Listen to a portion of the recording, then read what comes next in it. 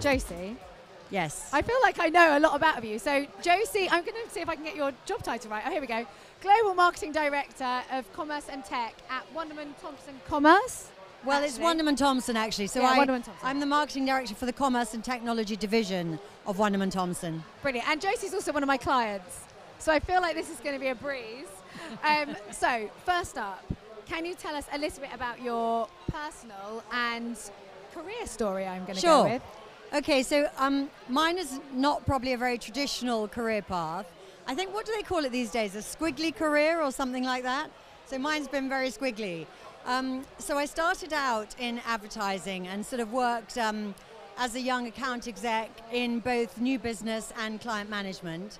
And I worked for the likes of GGT, TBWA, and I had a stint at KHBB, which doesn't exist anymore. And then I went, I got married, and I thought, okay, I'm going to do something now that is a step out of those kind of big agencies that I think, you know, demanded so much of you, so much of your time, so much of your energy. And so I went to a much smaller, about 15 people at the time, experiential agency. So it was kind of experiential, and as in those days we called it new media, which is really aging me now, but anyway. I was there as well, Josie. And it was a fabulous place, actually, a really supportive bunch. And I had my first child there.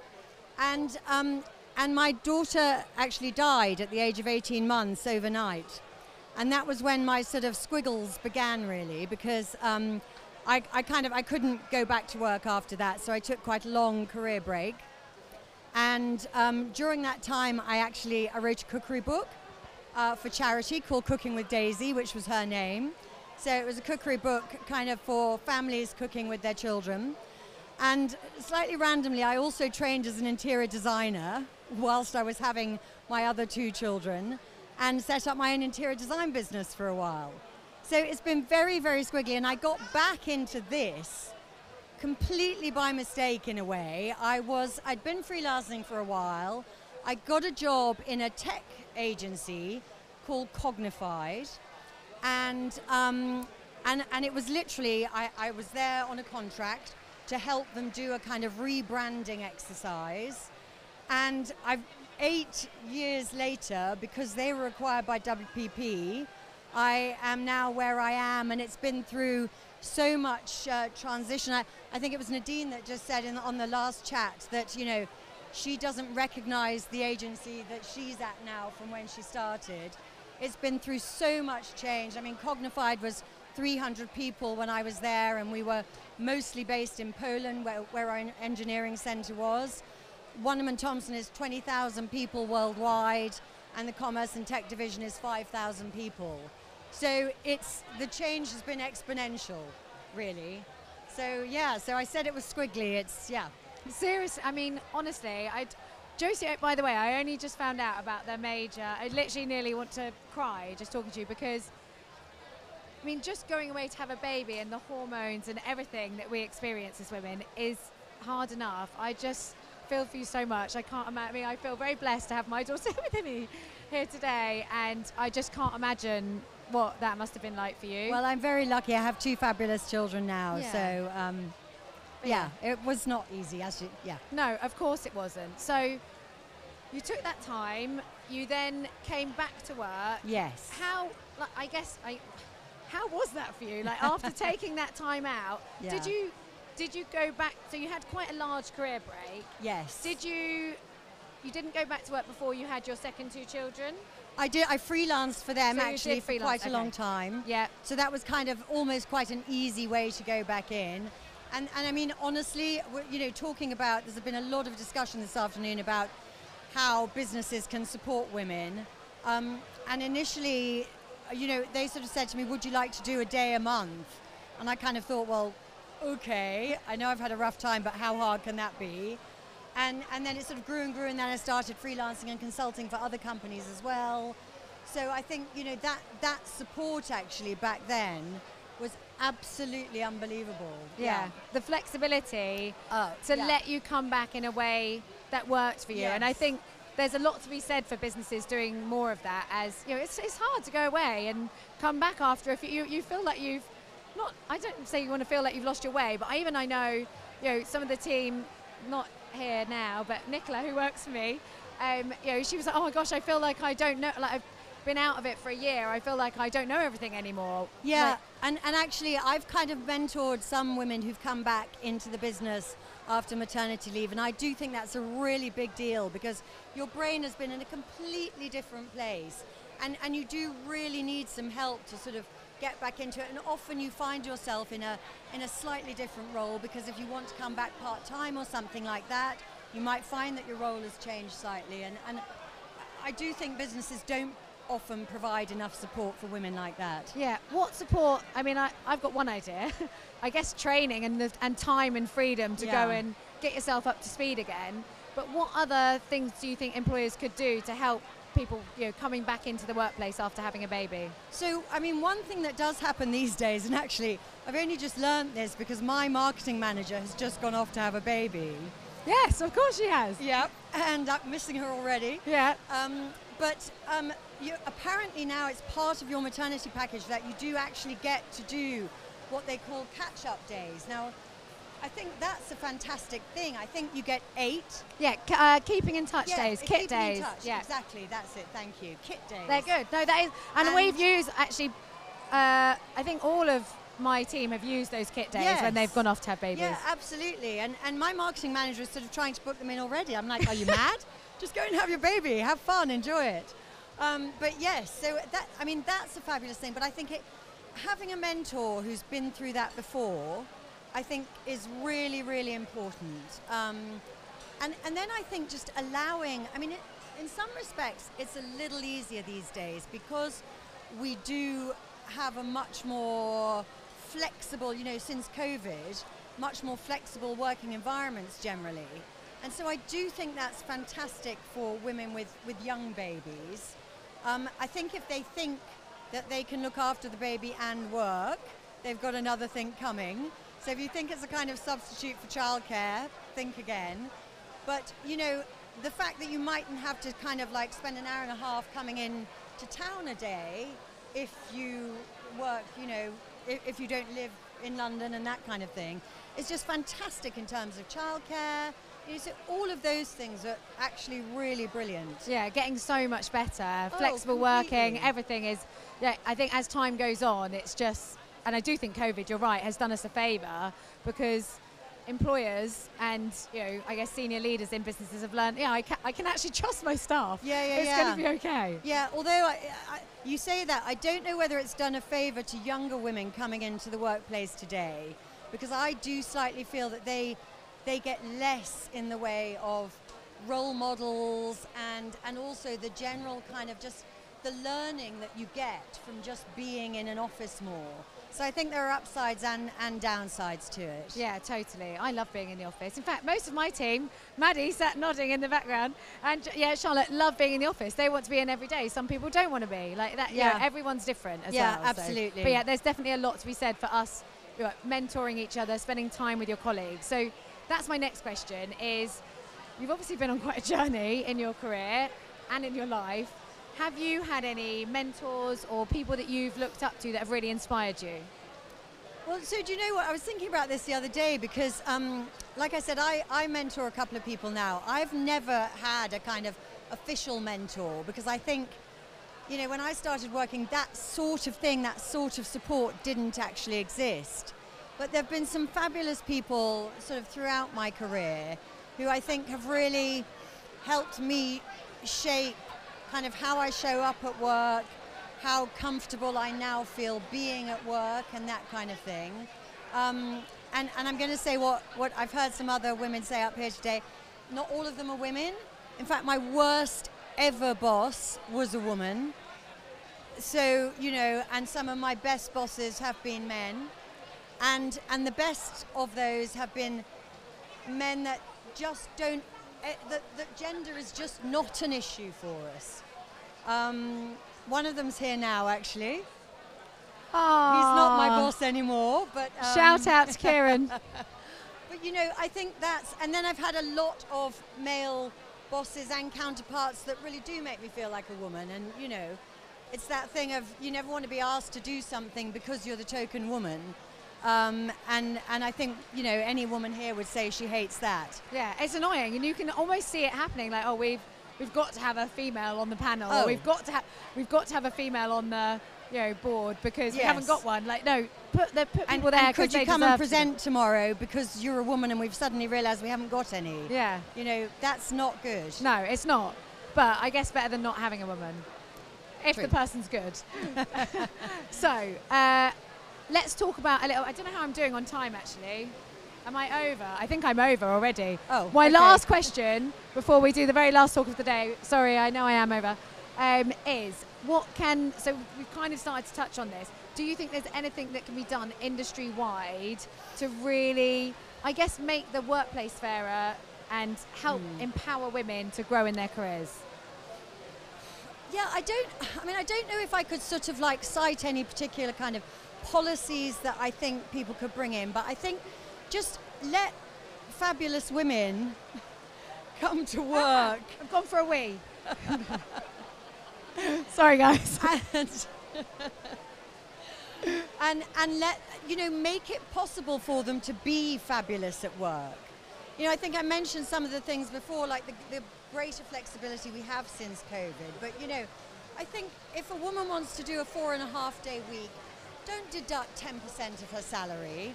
We know that any woman is going to do a 5-day job in a 4.5-day week. In practice, she'll probably do a 6-day-a-week job. Yeah. You know, and it's just little things like that where you think, just make it easy for people to be fabulous. Throw them some trust, and you'll probably get more back from them than you would, you know, with all of the policies in the world kind of thrown at them. I think it's just let people show up, give them some flexibility, and just let them be fabulous. I love that. Make it easy for women to be fabulous. That is going to be like my mantra for the rest of this week. Josie, thank you for being so open, so honest, and super inspiring. Pleasure. Everyone, big round Thank of you. applause for Josie. Thank you. Thank you. I feel like this like Petra Kutcher style interviewing that I'm doing, and at any point the whole marquee could fall down on me. Next up, just before the whole marquee falls down on us.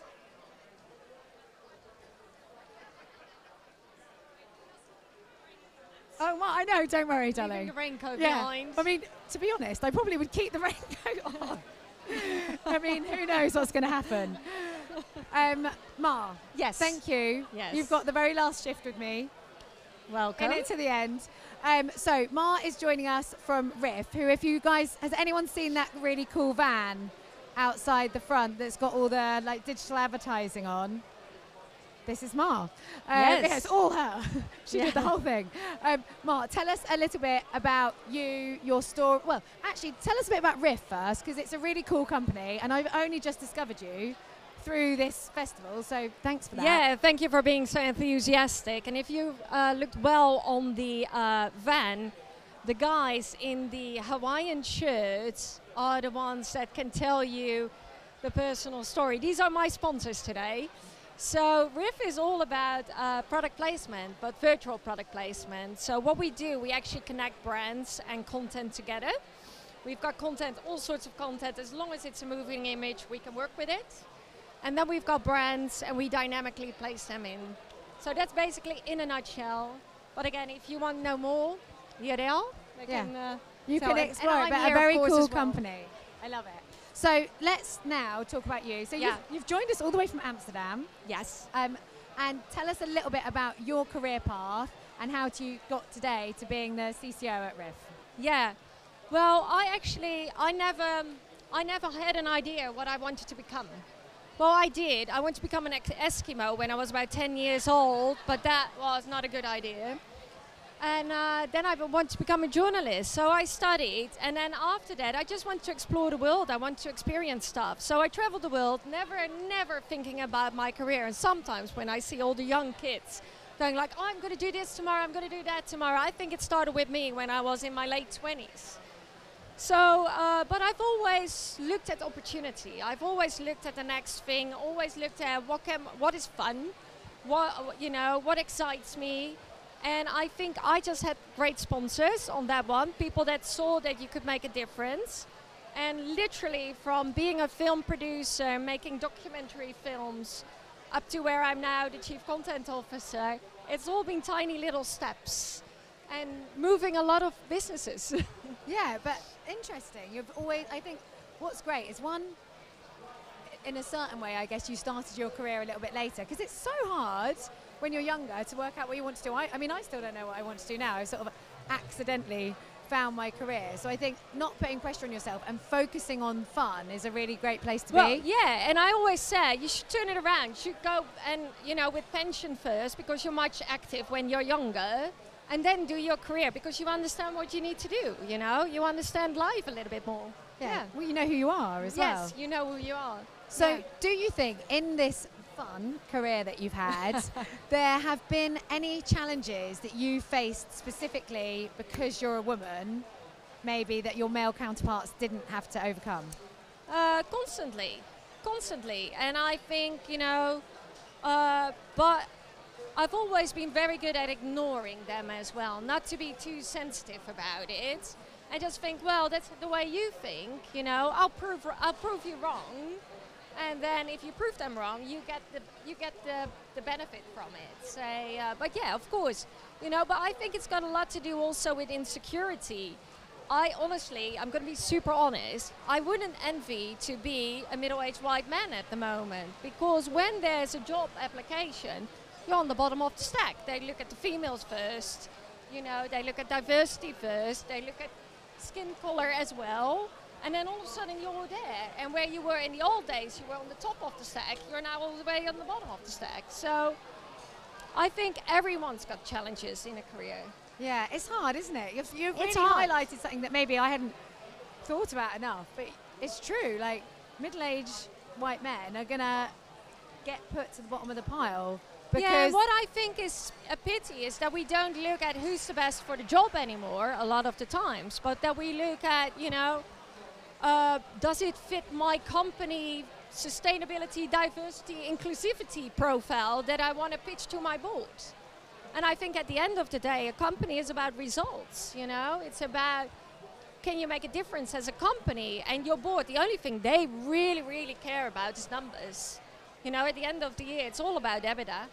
And that's the only word you hear back. So I still believe, I don't have a privilege in hiring men or women, also not working with men or women. I think I want the person that excites me most, that says, look, Ma, I can make a difference here for you. And I say, yeah, go for it, run with it. No matter where you are, what you look like, who you are, how old you are, go for it. Yeah, pick the right person. It needs to be the not right person. the right, I guess, gender tick, but traditionally it has been the other way around, and we are still, I think, if I'm not advocating, just picking a woman for the job because you need to get your diversity better within your business, but I do think in a way it's good that it is flipping that way, because we haven't always had the opportunities previously that our male counterparts maybe have. Yeah, but I also think it comes with another challenge, because, I read in the Forbes 500 that finally, we beat the man called John in numbers. So we now have 41 women in the Forbes 500. And that used to be, we were in the minority of guys called John on a C-level role. So I think it's still going way too slow. But the other thing as well, if you're a female and you get a high position, I was just talking to your colleague about it. I said, one of the things that troubles me sometimes is that you sometimes hear the guy say, oh, she only got the role because she's a female. And then if the numbers are bad because of COVID or anything else, they go, that's because she's a female. I don't always know if this whole thing works in our favor. No, it doesn't. No, and if you look at the numbers, I think, like 2% of females had a leadership role in 1975. We're now in 2023.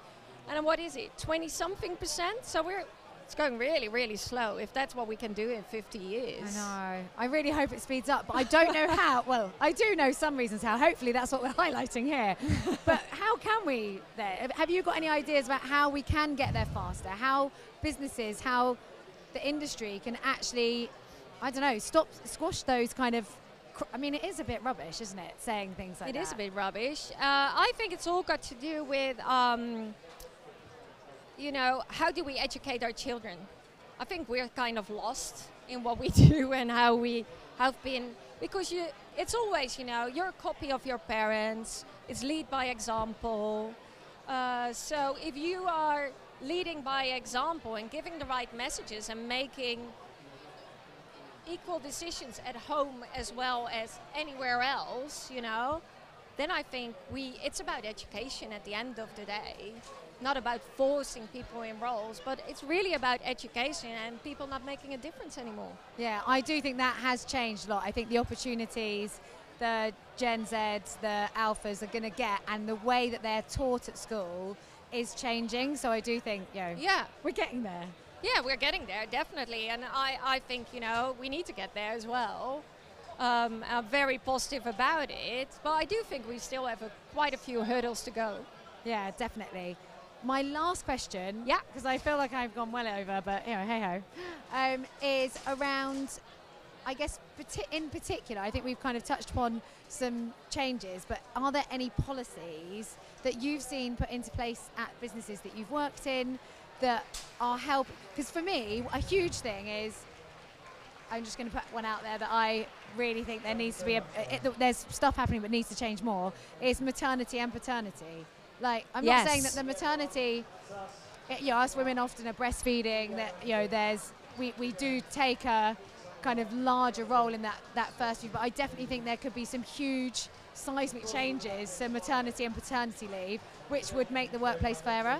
Yeah, that is already happening. And of course, I can only speak by Dutch rules at the moment. And the women in Holland got 16 weeks. The men had 2 days. 2 days. So all the women tried to keep the baby till Wednesday, because then you had 5 days, you know. Yeah. You had the weekend as well. I can only give birth on a Wednesday, guys. Always, because they give the man, okay, you can go to the hospital, and then you have the Thursday, the Friday, the Saturday. On the your Sunday. own, yeah. On your own. Well, so yeah, no, so you got a bit of Depend- support, because literally the first 5 days are horrible. The first 10 days, the first 6 weeks are horrible, aren't they? You know, and they changed that. So now the men get, I think, a few weeks, like 2 or 3 weeks, but also they can take paternity leave, and women can take more as well. So they are changing that, which is a good thing. It's a good thing for both. Because I also think when you put everything on the woman, it's harder to get back than when you get a bit support at home. You know, then you can get yourself a bit more energy, because it's about the sleepless nights that drains you, and that's why you need all the weeks. Yeah. Yeah, so definitely. There's yeah. so much I think that well, the governments can do, that bit large scale companies, small, that can change. But Yeah, because honestly, you don't need to sit home for 16 weeks or 12 weeks with a baby. You can share that with your man as well, and slowly come back and do both part-time work. Yeah. Yeah. But yeah, it's still a bit old-fashioned, isn't it? I know, it is. We're getting there, but slowly. Ma, thank you so much for You're joining me. welcome. Guys, I hope you've really enjoyed today's sessions. I've learned so much from all of you. Really made me think about things that I can do in my business as well. So a big round of applause, Ma. Big thank you. Thank you.